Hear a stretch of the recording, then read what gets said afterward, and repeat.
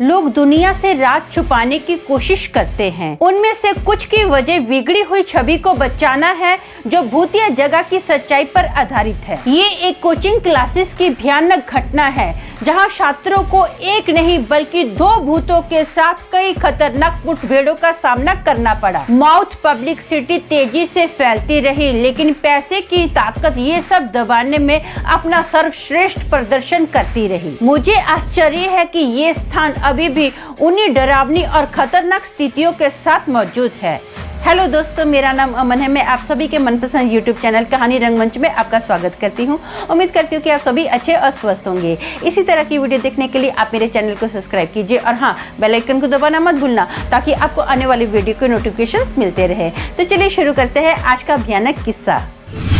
दोस्तों, आज का जो किस्सा है ये दिल्ली गुड़गांव का किस्सा है। वहाँ पर ना एक 3 माले की नई बिल्डिंग बनी। वो जो बिल्डिंग थी ना, वहाँ पर फर्स्ट फ्लोर और जो सेकंड फ्लोर थे ना, वो ऑफिस के लिए दिए गए।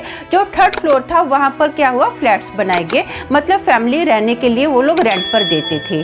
यहाँ पर जो सेकंड फ्लोर था ना, यहाँ पर एक कोचिंग सेंटर खोला गया। ये जो कोचिंग सेंटर था ये दोपहर को खोला जाता था, लगभग 3 बजे खोला जाता था और रात के 10 बजे बंद किया जाता था। इस कोचिंग सेंटर में ना 10वीं और 12वीं कक्षा के विद्यार्थी पढ़ने के लिए आते थे। इस कोचिंग सेंटर का सबसे पहला रूल यही था कि जहाँ पर जितने भी विद्यार्थी पढ़ने के लिए आएंगे ना, सबसे 1 साल की फीस पहले ही एडवांस में ली जाएगी। अगर किसी स्टूडेंट्स को बीच में छोड़कर जाना भी है ना, तो उसको फीस रिटर्न नहीं दी जाएगी। अब सब कुछ अच्छा चल रहा होता है, सब बच्चे भी बहुत दिल लगा के पढ़ाई कर रहे होते हैं। जो टीचर्स है वो भी मन लगा के बच्चों को पढ़ा रहे होते हैं। 2-3 महीने ना बहुत अच्छा जाता है। यहाँ पर स्टूडेंट्स की इतनी भरमार थी ना कि सांस लेने की भी जगह नहीं थी। टीचर्स के पास इतनी क्लासेस रहती थी ना कि 24 घंटे वो लोग बिजी ही रहते थे। अब इस कोचिंग सेंटर में ना अजीब अजीब सी घटनाएं होनी स्टार्ट होगी। जैसे कि शाम के 6 बजे लाइट ऑन होती थी ना, तो जो लाइट थी ना अपने आप ब्लिंक करने स्टार्ट हो जाती थी।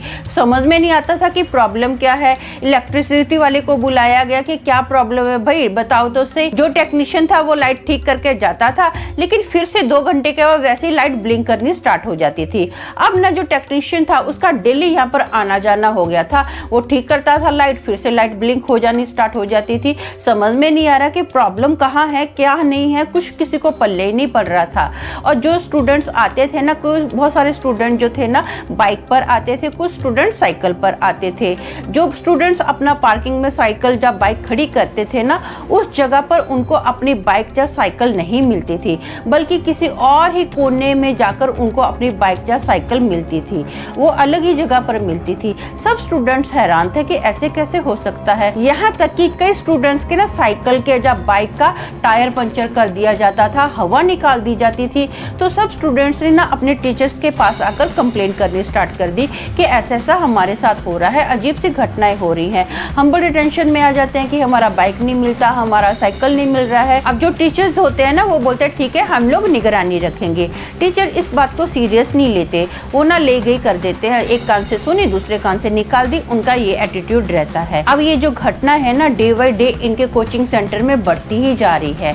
कई बार क्या होता है, ऐसा स्टूडेंट्स को फील होता है कि जैसे पीछे का जो बेंच है ना, उस बेंच पर ऐसा लगता है कि किसी ने बेंच खसकाया, कोई खसकाकर बैठा है, कोई खसकाकर उठा है। ऐसा स्टूडेंट्स को फील होता था। लेकिन सब लोग जो बच्चे थे ना, एक दूसरे को बताने से डरते थे। सब लोग ये बात ना अंदर ही अंदर छुपा के रखते थे। बीच बीच में 2-4 बच्चों ने बात निकाली, लेकिन ये बात टीचर तक नहीं आने दी। अपना वहाँ का जो वॉशरूम था ऐसा बना हुआ था जैसे 3-4 कैबिन बने हुए होते हैं ना, वहाँ पर 3-4 कैबिन एक साथ बने हुए थे वॉशरूम जाने के लिए, जिसमें लड़के लड़कियां जा सकते थे। अब ना वहाँ पर क्या होता है, जैसे स्टूडेंट वॉशरूम ले जाते हैं तो अचानक से जहाँ पर हाथ धोते हैं, बाहर का नल अपने आप चालू हो जाता था। बच्चे आके टीचर्स को बताते भी थे कि अजीब अजीब सा यहाँ पर होता है, लेकिन जो टीचर्स थे वो एक कान में डाली, दूसरे कान से निकाल दी, ऐसा उनका एटीट्यूड था।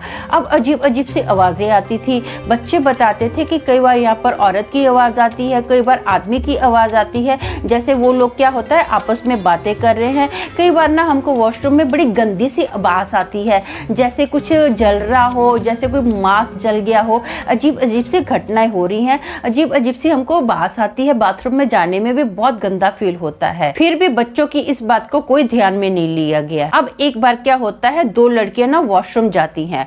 वॉशरूम जाने के बाद जैसे ही वो ना अपना हाथ धो रही होती है ना, तो उनके आगे ना एक बहुत बड़ा मिरर लगा हुआ होता है। वो मिरर में देखते देखते हाथ धो रही होती है, अपने आप को देख रही होती हैं।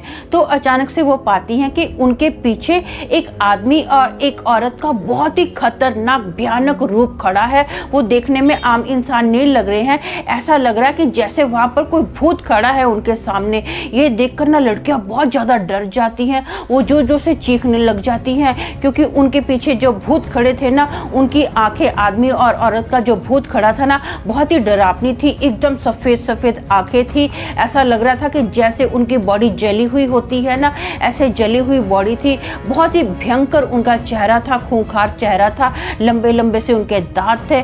और ये देखकर लड़कियां इतनी ज्यादा डर जाती है ना, जोर जोर से चीखती हैं, बचाओ बचाओ बचाओ। ये सब आवाजें सुनकर ना सभी टीचर स्टूडेंट्स भागते हुए बाथरूम में आते हैं। जैसे बाथरूम में आए तो वो जो लड़कियां हैं ना बताती हैं कि उनके पीछे ना एक औरत और एक आदमी का भयंकर भयानक रूप खड़ा था, जो कि भूत थे। लेकिन जैसे ही आप लोग बाथरूम में एंटर हुए, वो जो भूत थे ना गायब हो गए आपको देखकर। लेकिन हम सच बोल रहे हैं कि यहाँ पर आदमी और औरत का भूत था। लड़कियां जो होती है ना, सर से पांव तक थर थर थर थर कांप रही होती है, पूरी पसीने पसीने होती है, बहुत डरी हुई होती हैं। उनके मुंह से तो आवाज नहीं निकल रही होती, बहुत ही बेचारी मुश्किल से दोनों लड़कियां बोल पाती हैं।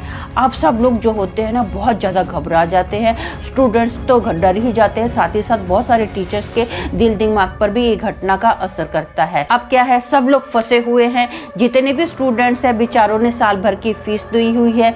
कुछ एक दो स्टूडेंट तो ये कोचिंग सेंटर छोड़कर चले गए थे इस घटना के बाद, लेकिन ऑलमोस्ट जो स्टूडेंट थे ना डर डर के यहाँ पर आते थे। तो टीचर्स ने डिसाइड किया कि ऐसा करते हैं कि यहाँ पर जो टाइमिंग है ना, हम लोग टाइमिंग चेंज कर देते हैं। अब वहाँ का जो टाइमिंग था ना, सुबह 9 बजे से अपना शाम के 5 बजे तक हो गया था। यहाँ पर जो 3rd फ्लोर था ना, मैंने बताया था कि वहाँ पर लोगों को रहने के लिए घर दिए जाते थे रेंट पर। एक बार क्या हुआ, उस वहाँ पर ऊपर ना 3rd फ्लोर पर एक फ्लैट पे ना एक हस्बैंड वाइफ रहते थे। उन दोनों की जलकर मृत्यु हो गई थी। कैसे हुई, क्यों हुई पता नहीं है किसी को, लेकिन इतना पता था कि जल के ना मृत्यु हो गई है। लोगों का मानना था कि उनका जो भूत है ना इस कोचिंग सेंटर में घूमता रहता है। क्यों घूमता ये तो पता नहीं था, लेकिन फिर भी ये जो कोचिंग सेंटर था ना आज भी चालू है। मुझे तो आश्चर्य है कि आज भी वहाँ पर स्टूडेंट्स आते हैं, लेकिन वहाँ पर जो स्टूडेंट्स आते हैं ना आसपास के वाले नहीं आते हैं। जिन लोगों को पता है ना कि ये जो कोचिंग सेंटर है भूतिया है, वो नहीं आते हैं, लेकिन दूर दूर से जो स्टूडेंट्स है वो आते हैं। बहुत ज़्यादा स्टूडेंट्स आते हैं। माना जाता है कि यहाँ की स्टडी बहुत अच्छी है।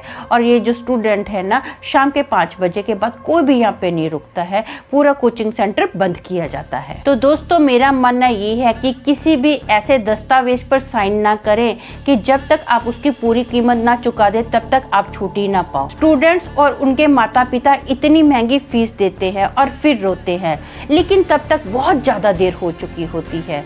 तो आज के लिए बस इतना ही। कल फिर मिलेंगे और एक भयानक किस्से के साथ। तब तक के लिए शालोम, शांति और सलाम।